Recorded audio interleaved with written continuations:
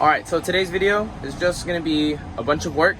It's just putting on the intake manifold, getting it all dialed in, and I'm going to show you guys basically what my setup looks like for my intake manifold along with the fuel rail and the fuel injectors. So I'm just going to be assembling that. There's not going to be much talking, so just enjoy the rest of this video.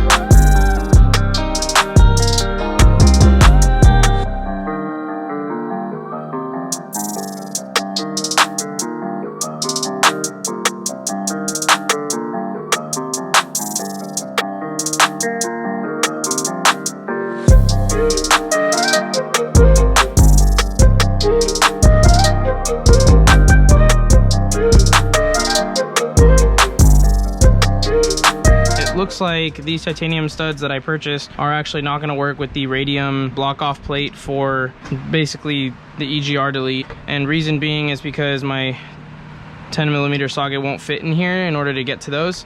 So the good thing is that Radium provided the 2 bolts that are meant to take place of this, so I'll probably take these off, and if it's possible I'll see if maybe I can put them onto this and here, and then we'll go from there. All right, so the titanium studs are out. These are what was provided, so this will go back on.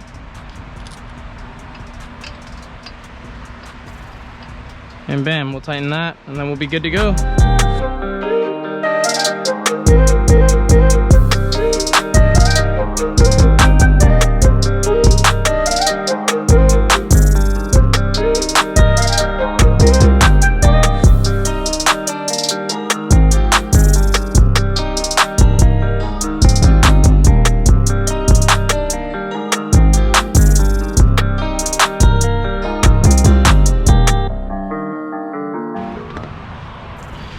Alright y'all, so this is my intake manifold. Now some of you guys may know, if you guys watched the Instagram, this guy was powder coated. This was not. This was actually painted by myself because the shop refused to paint it. We just had this big old issue, whatever, long story short, never doing business with them again. Regardless of that though, it's all painted, it's all taken care of.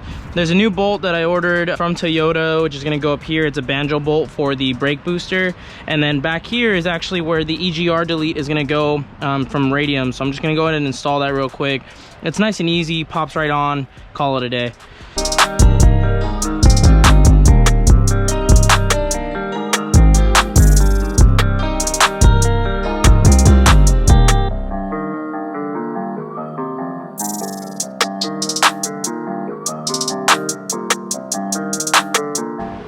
The only other thing that I did right now was attach this banjo fitting, and this is for the brake booster. So this is actually brand new from Toyota. I had to order it because the last one that I had, I gave away with my old intake manifold. So anyway, here's the intake manifold in all its glory. We got the EGR delete block off plate by Radium Engineering.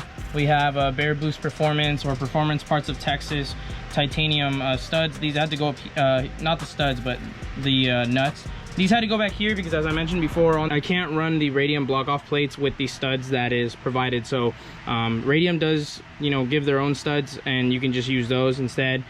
So that's on that. And then I didn't want these nuts to go to waste, so we put them on. Banjo fitting is on. The only thing that's left on the actual manifold to do is to just put it all back together, at least in terms of the throttle body. So obviously, you know, there's supposed to be, you know, some sensors like the throttle body position sensor, the wires, and like the coils that like hold everything together. And then on this side we also have the idle air control valve that needs to go on, and I have some bolts that are going to block off all these parts, and then the bracket that goes right here is for the drive-by-wire. So that is actually currently getting painted right here, as you can see. So just finished up painting it. It's not exactly the same color, but you know, it's black, so it's okay. It's not gonna be a big deal. This is like prone to get scratched up anyway because of the drive-by-wire. So there we are. And then the lower portion of the intake manifold is officially on the car. So there's the block off plate by Radium Engineering. These are the studs that they provide, and then we have all the Bear Boost Performance studs right here, as well as the nuts, and everything is torqued down to 20 foot-pounds as of right now. So we are all set, all dialed in to go. These are little scuffs that I'm talking about, that I kind of mentioned earlier. If you follow me on Instagram, you saw when I complained about this, but the shop that I took these to get powder coated at didn't do any cleaning, so you know, garbage, shout out to them. But I do have these adapters for my injectors, so these will sit like that and they will cover up most of, you know, the bad look. So I'm not really, I guess, too stressed about it, but obviously, you know, if you're gonna do work, at least take some pride in it. I'm pretty upset about it, but it is what it is. We got to move forward.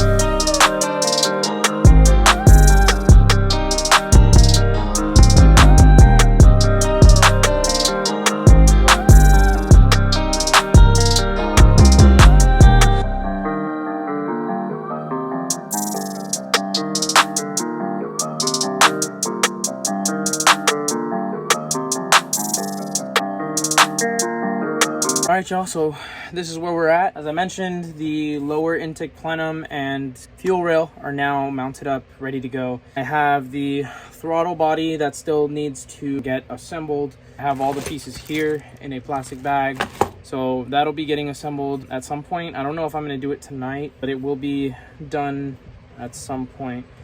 Other than that, the actual intake manifold is right here. So I got the idle air control valve on, but I'm looking at it and it has a Phillips screw, you know, kind of holding it in. So I accounted for the actual mounting bracket, which is right here and here for the actual, you know, idle air control valve, but I didn't think of the actual sensor portion. So the actual sensor portion, I'm going to go out and get some new hardware. But there's still some stuff that I want to go ahead and obviously kind of, you know, clean up a little bit. But so far, I'm very happy with how it looks. It looks really clean. Yeah, you know, I was just pondering and kind of like sitting here and thinking about it as I'm like staring at this engine.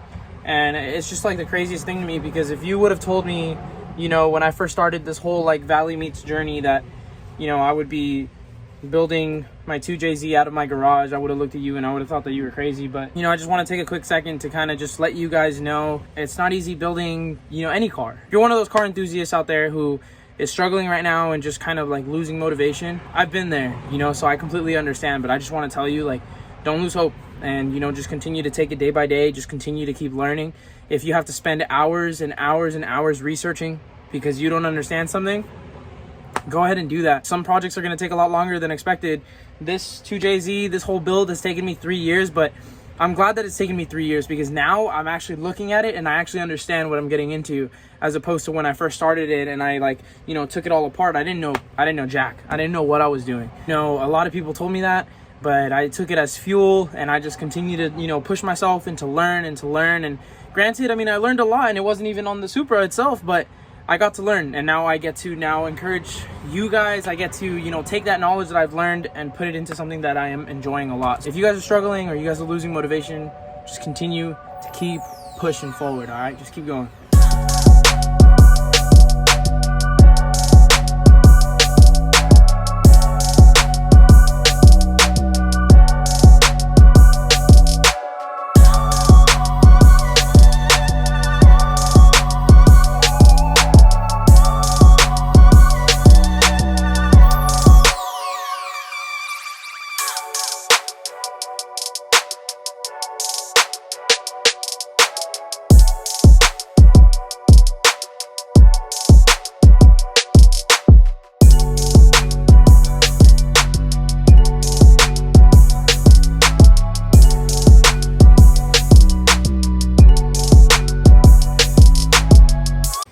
right, so I've managed to get this guy on the other side for the drive-by-wire.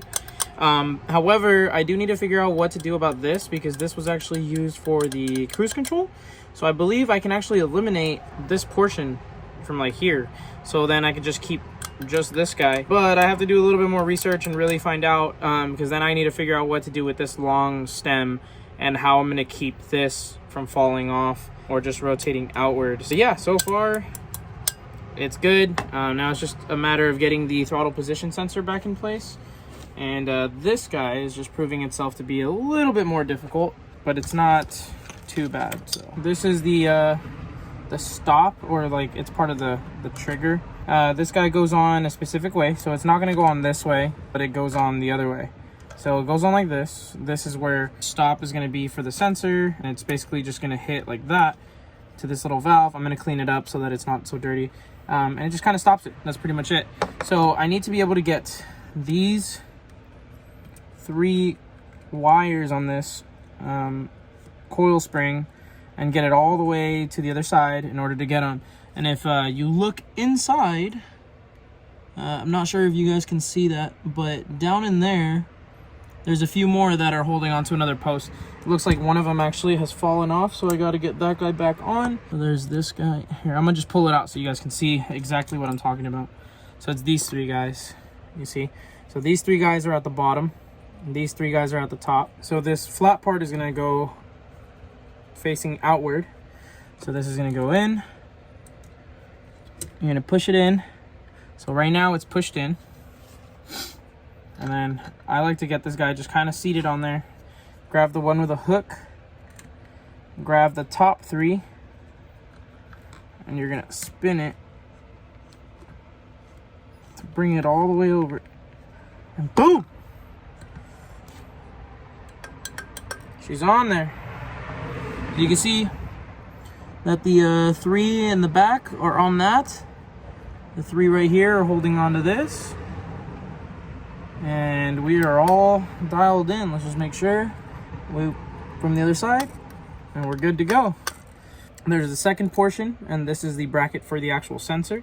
So same ordeal. Nut, a lock nut or lock washer. This guy just goes on top. This guy has a specific way, so you can see that it's open on one side, so that's going to be on the side that twists.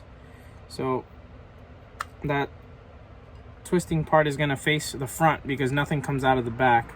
And then for this guy, it doesn't really matter how you put it, because either way it's going to be the exact same. So this one doesn't matter. Put the washer on this guy.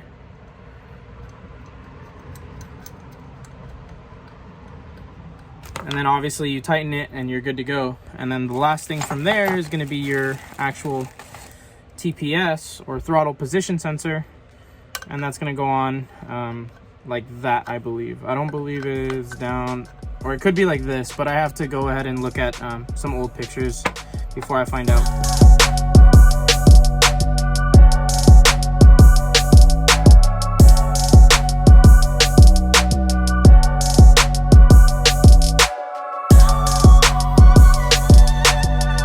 Well, here she is, all in her glory. The intake manifold is officially on. Banjo bolt, the banjo fitting, everything is all hooked up. These still need to get torqued down, and then like I said, I have to figure out what I'm going to do about this, because I feel like if this can come off, like, it already looks a lot cleaner than what it was before, but if this can come off, it'll be even cleaner than that. And then I'll have to see what I can do about this stem right here, if I can like shave it down or what the deal is. The bracket is going to go here. This is actually going to get plugged because we don't need it anymore since I'm going to be going standalone. And then this is the idle air control valve, which, as I mentioned before, is right here. So once I get the new hardware for that, we'll be all good to go. The injectors look great. They're all seated. And then the Radium Engineering block-off plate for EGR is on the manifold as well as the head. So we're all set to go. And I think that's where I'm gonna go ahead and end today's video. We will catch you guys in the next one and see what we got going on next. Next week, the fuel system is showing up for the Supra, so we will have our Powerhouse Racing equipment, as well as some AN fittings and some other stuff that I'll show you guys later on next week. I'm excited. I hope you guys are excited. If you guys have any questions or anything you guys would like to see, anything, you know, in depth, any of my Supra guys out there, if there's something that you guys are kind of thinking about doing or want to experience or want to kind of like see, you guys are more than welcome to go ahead and learn through my failures and through my experience. So comment down below what you guys would like to see. If these types of videos entertain you guys, or if you guys would like to see something else, let me know. Drop a comment, drop a like. Make sure you guys subscribe if you guys are ready to go ahead and see some more content. We'll catch you guys in the next video. Peace out. Remember to stay up and stay tuned. Until next time.